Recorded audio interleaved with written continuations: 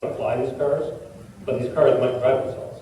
And that's the closest we're likely to get to the jets. It's certainly by 2025. The technologies for these cars to drive themselves is essentially there today. It's a cost-benefit analysis. Should we roll out the technologies? How do we roll out these technologies?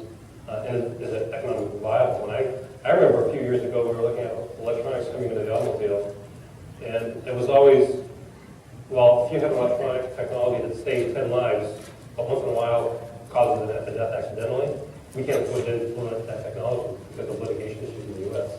Other countries don't behave that way. Other countries think more socially analog. So we have legal issues about how fast we turn over control of the automobile to a computer or a series of computers. So that the whole litigation side of this is a major barrier to overcome, which has yet to be really addressed. You ask an attorney who they're going to sue when a autonomous car hits them, and their eyes get really big. Because you got auto companies, you got software companies, you got the driver, now you get a whole big pool of people to grab. So that's just not been rolled out yet. But in terms of technology, they're there today, and you've been seeing this already. You started seeing these systems that will beep at you when you start backing up and getting close to the garbage can behind your car or something.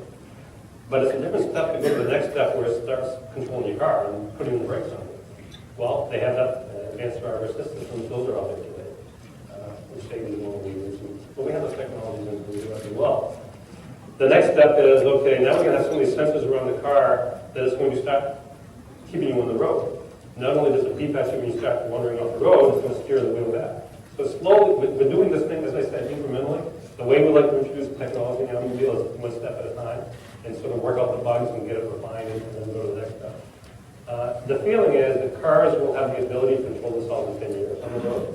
They're probably not going to drive themselves. It might be that you have to get a phone call or you want to check an email and you might flip a switch and let it drive it.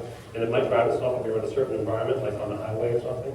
But if you're in a city, it might say, no, we're not going to let you do that. So it's going to be a phased-in approach.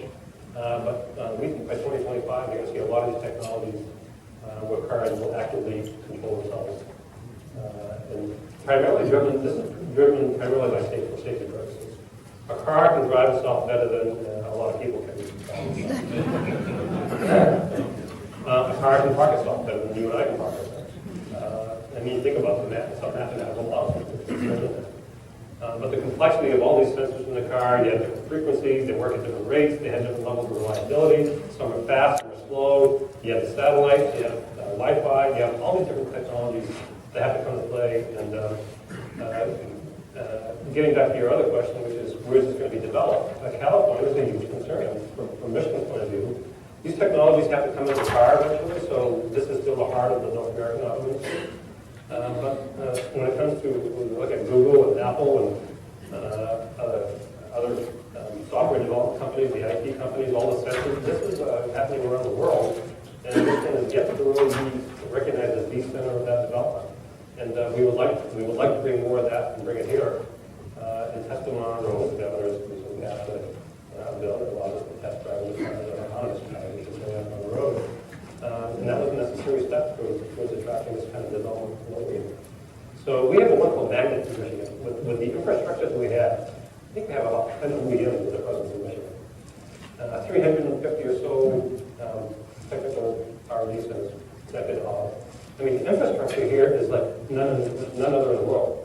So when it comes to density, heterogeneity, if you're going to integrate the software, you've got to have lots of car companies that can learn to talk to each other and stuff. So there's a good argument to be made why that should occur here. But we've got to provide the venue and the facility infrastructure to make that happen.